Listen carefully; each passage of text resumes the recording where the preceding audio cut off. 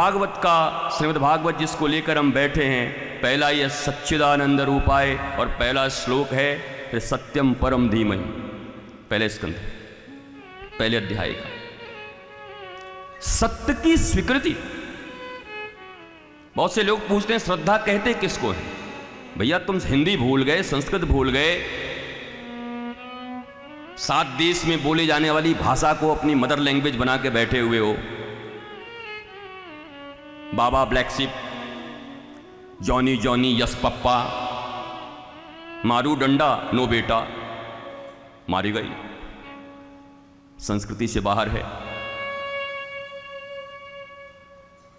हम हिंदी भी नहीं जानते, हिंदी के शब्दों के अर्थों को हमने दफना दिया है।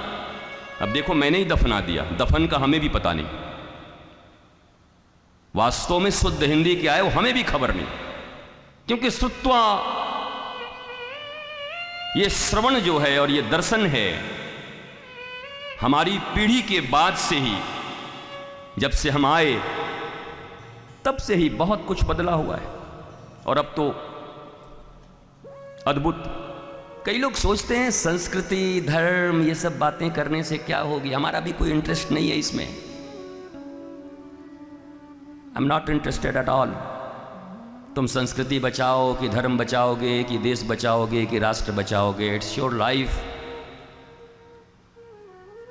तुम चना खाओ, मुर्रे खाओ, मौज करो, लेकिन अपने ही जीवन को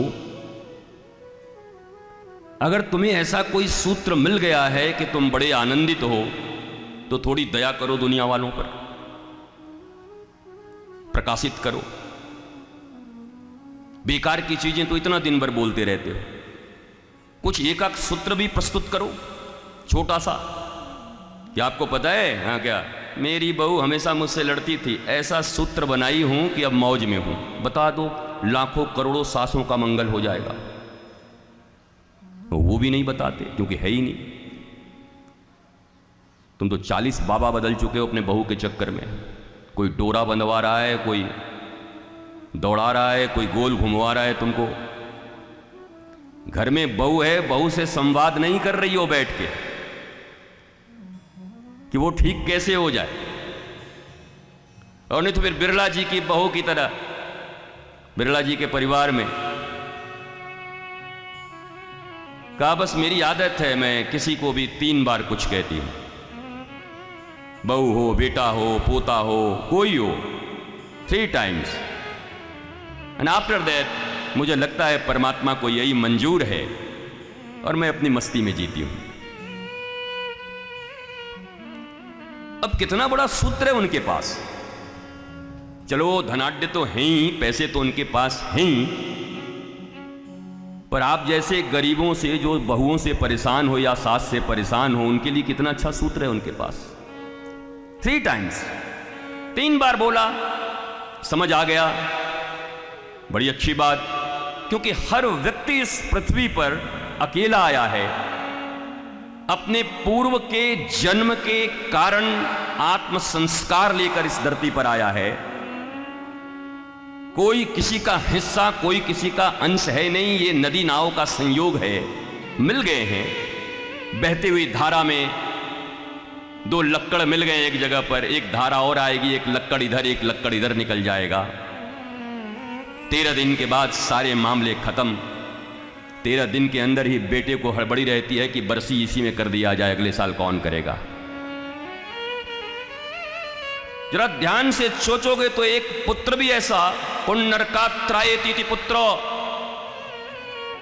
एक पुत्र भी ऐसा जन्म नहीं दे पाए हो जो वास्तव में 13 दिन तक तुम्हारे लिए नीचे सो सके। ये सोचने का विषय। कब तक यूं गांधारी की तरह आंखों पर, अरे धृतराष्ट्र की तरह अंधे रहते तो सोचा जाता, पर गांधारी की तरह पट्टी बांधकर। धृतराष्ट्र अंधा था, आंखें नहीं थी, ये भी नहीं थी और ये भी नहीं था। अंतश्चक्षु, अंतस्प्रज्ञा, ज्ञान चक्षु, समझ, प्रबोध, बुद्धत्व नहीं था, लेकिन गांधारी ने तो जानबूझकर, पतिव्रता, इसलिए अधर्म के पक्ष में खड़ी है। एक तरफ तो पतिव्रता का बड़ी अच्छी बात, धर्मम भजस्व सततम त्यज्य लोक धर्मान सेवस्य साधु पुरुषान जहि काम तृष्णाम अन्यस्य दोष गुण चिंतन मास मुक्तवा सेवा कथा रसमहो नितराम पेवत्वम। धर्मम भजस्व सततम त्यज्य लोक धर्मान, जहां परम धर्म हो वहां पर लोक धर्म का परित्याग 1 मिनट में करते हैं, एक चुटकी बजा के। गांधारी पातिव्रत धर्म निभा रही है, लेकिन परम श्री कृष्ण सामने खड़े हैं, परमात्मा धर्म सामने खड़ा है, सत्य सामने खड़ा है, पर सत्य के प्रति, सत्य के लिए अपने परम धर्म का निर्वाह नहीं कर रही। इसलिए पतिव्रता होने के बाद भी न पति बचा, पति को भी जाकर के देह गलाना ही पड़ा 10वें स्कंद पढ़ के। विदुर जी ने फिर बुद्धि थोड़ी दे दी उद्धव ने, और 100 में से एक पुत्र नहीं बचे। पतिव्रता थी तो बचा लेती। पातिव्रत धर्म निर्वाह किया, खानदान में एक आदमी नहीं बचा। ऐसा पातिव्रत धर्म किस काम का?